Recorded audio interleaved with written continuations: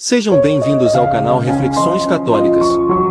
Aqui você encontrará lindas mensagens que lhe fará refletir a importância da presença de Deus em nossas vidas. Padre, eu tive muitas perdas na minha vida. Perdas muito importantes que ainda hoje me fazem sofrer. E eu gostaria de aprender a lidar com elas. Quero aprender a lidar com o sofrimento que todas essas perdas já me causaram. Como faço? Não existe uma receita mágica, né? Para nada nessa vida. O fato é que o tempo todo nós perdemos. E a sabedoria, a vida, ela pode ser melhor, mais saudável, à medida em que nós aprendemos a perder. É interessante, né? Porque todo mundo nos ensina que a gente tem que ganhar, né? Eu tenho que ser o melhor nisso, tenho que ser o melhor naquilo. Mas ninguém nos ensina a se desprender daquilo que a vida já nos deu. É uma coisa estranha, né? Parece que a gente quer que tudo seja eterno. Perder é um processo inevitável. Porque a morte é a condição de toda criatura. Nós morremos porque somos finitos, né? E a gente precisa o tempo todo estar preparado para as perdas. Eu acredito que esse é um aprendizado que nós vamos usar da vida inteira, mas é possível a gente fazer isso. Não é Deus que tira da nossa vida, né? É o processo natural da vida. Tudo que é criatura um dia morre. E é natural que a gente sofra. O que a gente não pode fazer é não compreender que o sofrimento é um processo normativo. Isso é normal. É normal que a gente sofra. É normal que a gente fique desassossegado, né? Como nós estamos usando o termo aqui antes. É natural que a gente fique destroçado quando a gente perde alguém que a gente ama. Mas a gente não pode ver isso com egoísmo, né? Porque um dia todo mundo morre. Todo mundo um dia vai fazer a sua passagem. Agora a gente precisa estar preparado para que na passagem do outro a gente tenha condições de compreender a vida, o acontecimento, com sabedoria. Sim, quando nós permitimos que Deus haja na nossa vida, quando Ele nos ajuda a viver o desapego, até mesmo daqueles que nós amamos, para permitir partir, ou para reestabelecer aquela memória de um jeito novo, porque todo mundo morre, minha gente. Todo mundo vai perder pessoas especiais. Todos nós somos assolados pela tristeza de ver partir alguém que nós amamos. Agora, a minha vida não pode terminar na hora que o outro morre, porque senão eu não dou testemunho da ressurreição, ou eu não faço justiça à vida que eu ainda tenho. Então a liberdade interior me ajuda a fazer isso, me ajuda a dar a Deus, me ajuda a perder. Quantas coisas eu já perdi na minha vida? Quantas pessoas eu já perdi na minha vida? E posso dizer que tudo isso que eu fui perdendo, essas situações que me foram tão dolorosas, eu me lembro quando a minha irmã morreu, meu Deus do céu. Eu pensei que eu nunca mais seria capaz de me alegrar com alguma coisa. Tamanha era a profundidade daquela dor. Eu vendo a minha mãe sepultar a minha irmã, eu fiquei pensando, eu acho que a minha mãe nunca mais será capaz de sorrir, de se alegrar por alguma situação. Mas ela, envolvida pela graça de Deus, foi aos poucos se restabelecendo. E você que conhece a dona Ana sabe como essa mulher não se economiza nas alegrias, né? No momento em que minha mãe sepultou a Heloísa, iniciou-se no coração dela uma recuperação que foi diária. Inclusive a gente até vive alguns aprendizados que só a perda de alguém muito essencial na nossa vida nos ensina. Uma delas é aquilo que o poeta Mia Couto, o escritor moçambicano, fala de maneira tão interessante. O morto amado, ele nunca para de morrer. Todos os dias você tem de conviver com aquela morte. Está vendo? É assim. Eu preciso entender que para eu chegar ao contexto dessa libertação, de ser capaz de organizar esse luto, eu terei que matar os meus fantasmas diariamente, eu terei que administrar a notícia novamente. Morreu, não existe mais. E buscar os recursos que a vida pode me oferecer para que eu tenha condições de chegar a essa superação. Se a minha mãe me ensina com a vida dela, se ela perdeu uma filha, ela diz isso. Ela viu situações muito tristes ao longo da vida dela, mas talvez nada mais triste do que isso, do que você ver um filho que morreu. Eu me lembro, que um dos momentos mais dolorosos da morte da minha irmã, para minha mãe, claro, ver a filha chegar morta de um acidente é muito triste, Mas eu lembro que alguns dias depois, a minha irmã morava em Belo Horizonte, a minha mãe precisou ir a Belo Horizonte, abrir o apartamento onde ela morava e mexer nas coisas dela. Minha irmã tinha viajado, não sabia que não iria voltar, e de repente alguém teve que ir lá, dar um jeito nas coisas, desocupar o apartamento, pegar as roupas, pegar as coisas, os pertences dela.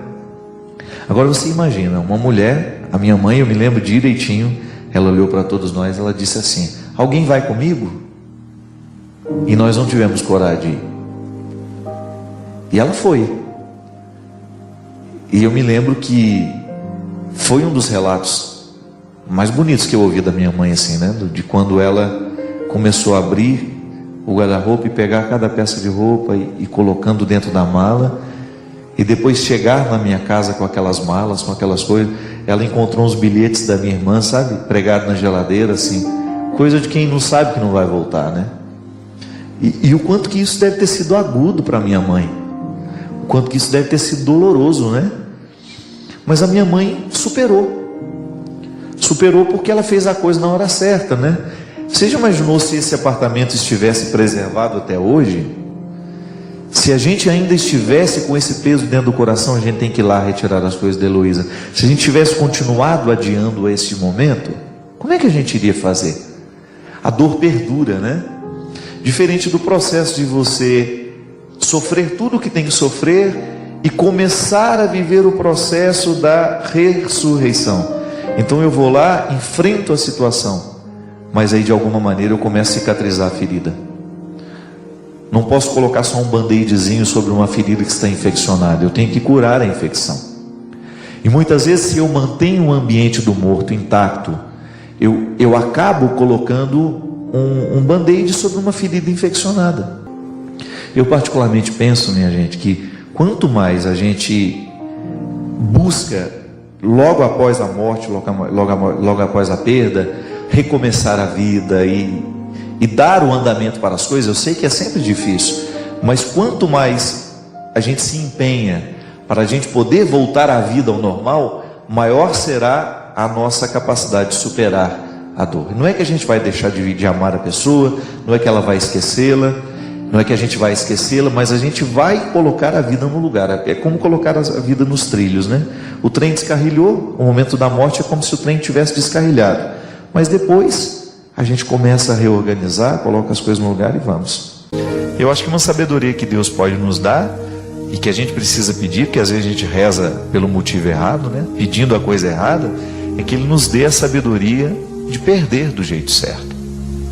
A pessoa viveu uma vida inteira, trabalhou, e vai chegar um momento em que ela vai deixar de existir.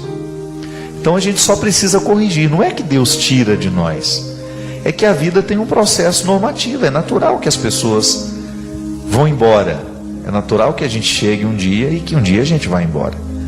É natural a gente sentir saudade, é natural a gente querer o outro eternamente perto de nós, mas nós não podemos querer o que da vida é impossível. Então essa liberdade para que a vida seja como ela é.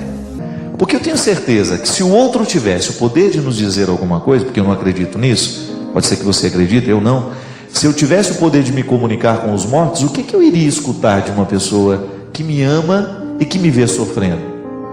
Eu só posso imaginar que aquela pessoa vai me dizer: Fábio, vá viver, Se eu pudesse escutar minha irmã, por exemplo, a minha irmã que morreu tão jovem, era tão cheia de vida. Se eu tivesse a oportunidade de ouvir alguma coisa dela no momento daquela tragédia toda, que nós estávamos todos dilacerados pela dor, eu tenho certeza que a minha irmã ia falar assim: Fábio, vai lá, vai viver a sua vida, vai ser feliz, vai cuidar da minha mãe, por mim. Porque se ela estivesse aqui, ela faria o mesmo. Mas quando a gente tenta preservar a memória do outro sofrendo, a gente se engana duplamente, né? Porque a gente acha que se eu sofro a ausência do outro e não encaminho a minha vida para uma solução, eu estou sendo fiel àquele que morreu. Não, gente, é o contrário. A gente precisa compreender que a ausência do outro tem que nos iluminar e nos revelar para aquilo que a gente pode fazer de bom hoje, para aquilo que a gente pode viver. Um momento é engraçado, porque a gente não sabe quando é que o nosso coração vai começar a voltar a ser feliz, mesmo tendo perdido. Porque a grande questão é essa, minha gente. Às vezes a gente acha, porque perdeu um filho, ou porque perdeu o pai, porque perdeu a mãe, a gente nunca mais vai se recuperar. Essa possibilidade existe sim. Você pode nunca se recuperar se você nunca fizer um esforço para essa superação. Agora, você acha que Deus realmente gostaria que nós ficássemos enterrados nos nossos sofrimentos, ainda que Ele não tivesse como resolver isso? Ainda que Ele não tenha como modificar aquele acontecimento? Você acha que Deus realmente gostaria que seus filhos ficassem mergulhados numa dor que vai durar 20, 30, 40 anos? Outro dia tive a oportunidade de conversar lá em Curitiba com uma senhora que perdeu o filho na noite do Réveillon, lá em Punta del Este. Ele foi passar o Réveillon com os amigos e ele foi atropelado. E ela estava dizendo para mim que ela tinha dificuldade de mexer no quarto dele. Então o quarto estava todo pronto, como se ele fosse voltar.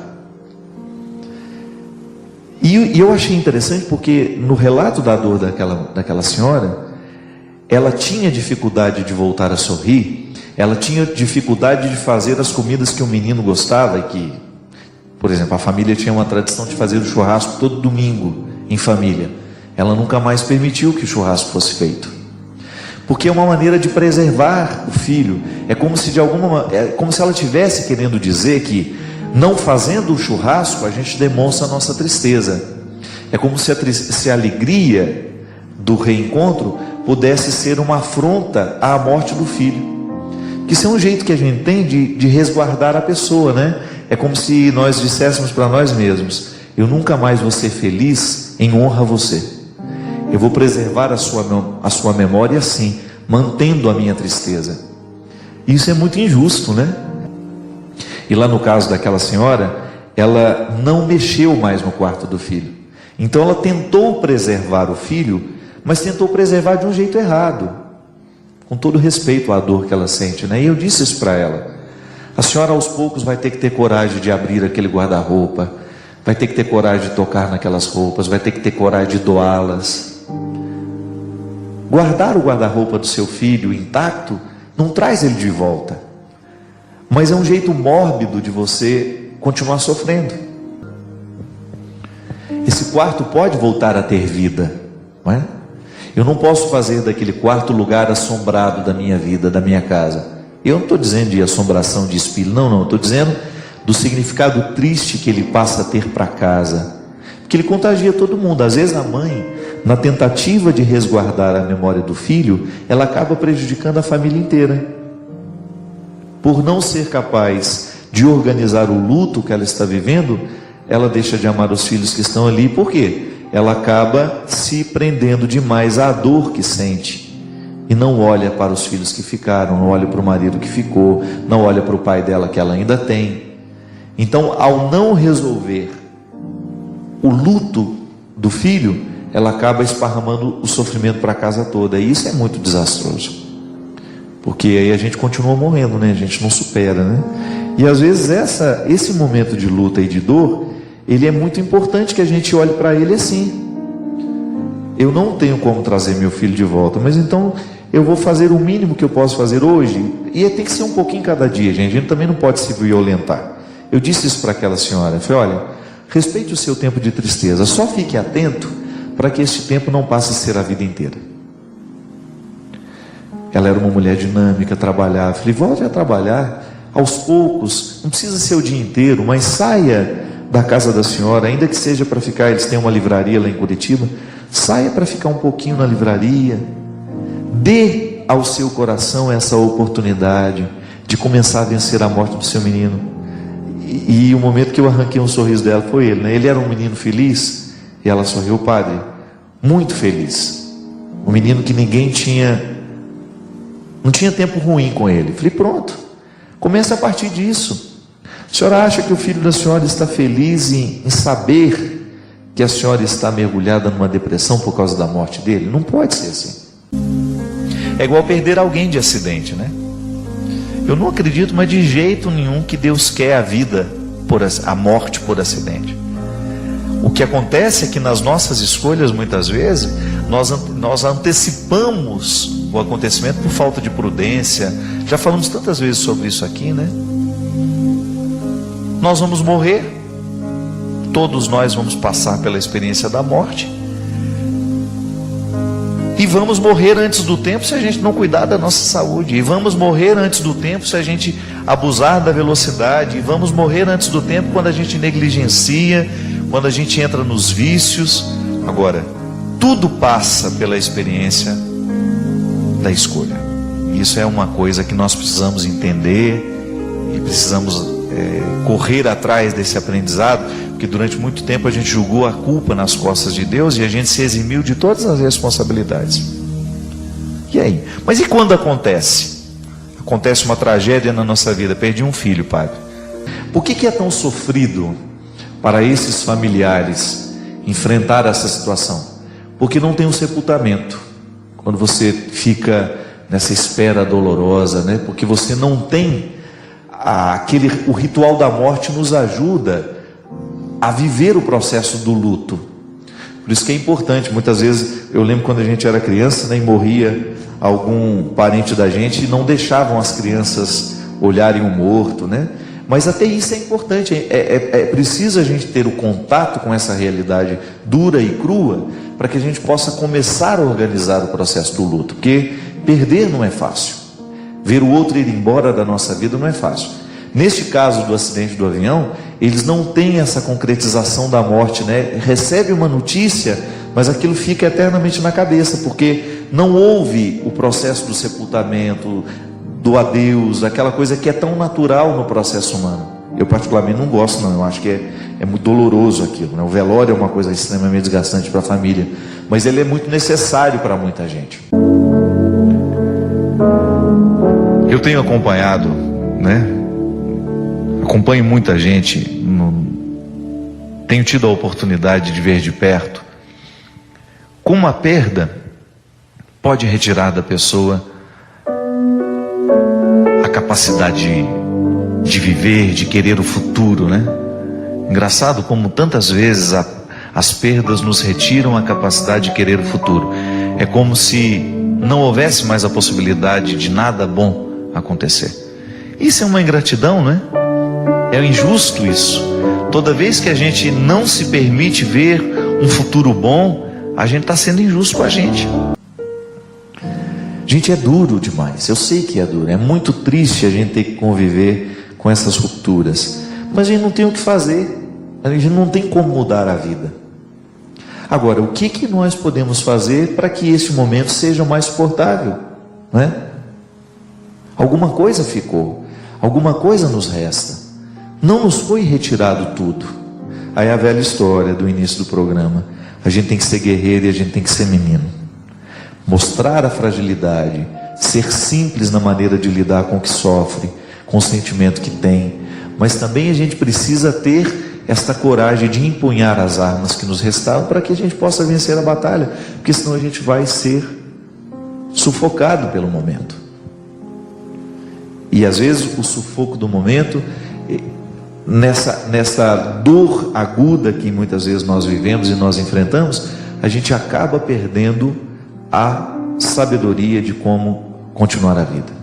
Muitas vezes uma boa terapia nos ajuda, minha gente. Eu acho que quando o processo da perda é muito doloroso, a gente precisa sim buscar ajuda. Precisa buscar ajuda porque nem sempre a gente consegue vencer os nossos medos sozinhos, né? E eu tenho visto e tem passado pela minha vida tantas pessoas que enfrentam esse duro processo de perder. Todo mundo perde, mas na vida de algumas pessoas essa perda é ainda mais trágica. Uma coisa é você perder a sua mãe depois de ter vivido muitos e muitos anos, quando ela já estava velhinha, né? E quando ela já tinha experimentado a vida na sua boa parte. Então é diferente você se despedir de uma pessoa que adoeceu, que foi vivendo o processo de morrer naturalmente, do que você ter uma pessoa igual aquele rapaz do acidente, né? Que perdeu os pais, que estavam indo fazer uma viagem de férias. Isso é muito doloroso. Retirar de maneira muito dramática na vida de alguém. Uma coisa é você ir vivendo o processo da doença do outro, de você ir acostumando. É você construir dentro de você a ausência depois.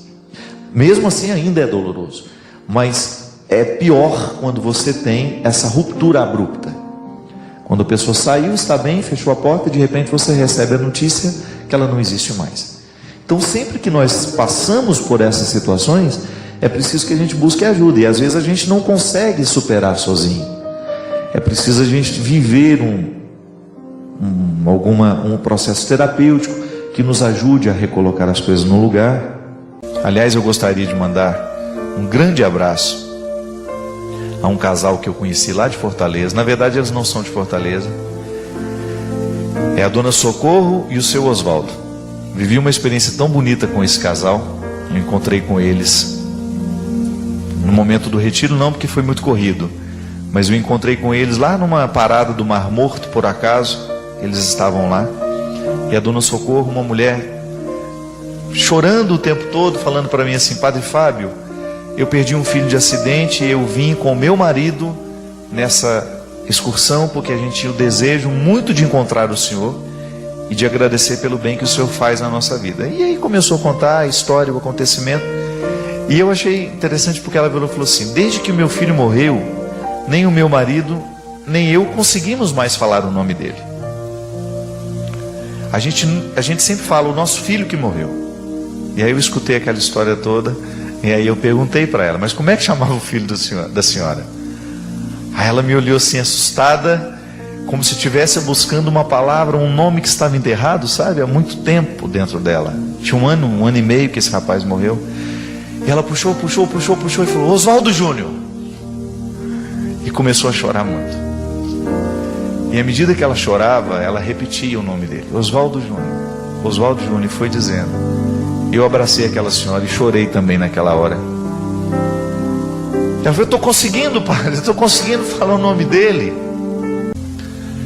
Na história da senhora, da dona Socorro e do senhor Oswaldo, eu pude identificar que nós temos sim a oportunidade de superar e de dizer a palavra mais difícil, e assim como a gente diz a palavra mais difícil, a gente dar o passo mais difícil. Será que o Oswaldo Júnior, que a dona Socorro tinha tanta dificuldade de voltar a falar o nome, tamanha era a dor de ter perdido esse menino de maneira trágica? Será que o Oswaldo Júnior gostaria que a mãe dele ficasse mergulhada o resto da vida no sofrimento porque ele foi embora? Aí você tem o fruto da ressurreição. Quando essa mulher é capaz de reagir, quando esse homem é capaz de reagir, essa família é capaz de reagir, e ao dizer o nome, ser capaz de fazer com ele um compromisso: nós vamos viver, nós vamos superar essa dor, nós não vamos permitir que esse sofrimento venha nos sufocar. Quando o pai e a mãe conseguem organizar esse luto, consegue aquietar as coisas no coração e organizar aquele sentimento e transformá-lo numa mola propulsora, né? Como essas pessoas se tornam sábias. Como a perda de um filho, a morte trágica, a perda irreparável pode fazer com que o coração se transforme e seja um lugar de muita sabedoria. E para mim, a experiência da dona Socorro e o seu Oswaldo naquele lugar é de ressurreição. Voltar a ter a oportunidade de dizer o nome do filho, voltar a ter a oportunidade de sorrir, de contar história e de rir daquilo, porque num determinado momento eu brinquei e falei: ô, seu Oswaldo, vem aqui. Aí a dona Socorro: meu Deus, se o Oswaldo Júnior soubesse que você está chamando o pai dele pelo nome. Coisa de gente simples que cativa a gente. Aí ríamos, e aí começávamos a contar isso. Eu falei: me conte a história desse Oswaldo Júnior, dona Socorro. Aí ela começava a contar como ele era, destravando a língua daquela mulher para que ela pudesse reencontrar a satisfação de ser quem ela é. Sofrida, sim, mas guardiã de uma memória que não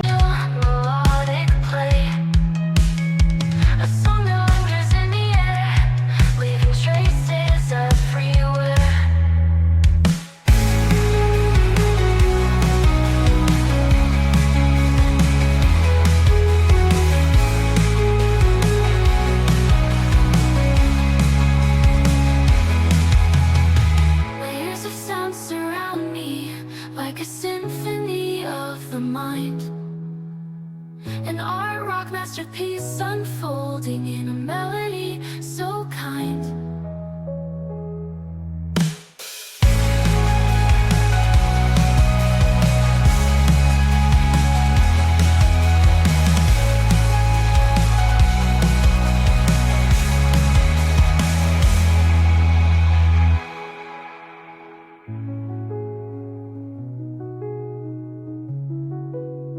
derrota.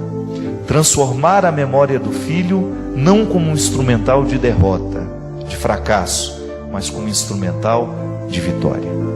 Eu preservo a memória do meu filho e vou crescer como pessoa. Eu quero fazer dessa perda um acontecimento de superação ou uma oportunidade de crescimento. Nunca permitir que a morte nos mate também. Sofrer nós vamos sofrer, minha gente, mas eu acredito que do sofrimento é preciso nascer uma superação. É assim que a gente vai, perdendo e fazendo da nossa perda um lugar de aprendizado.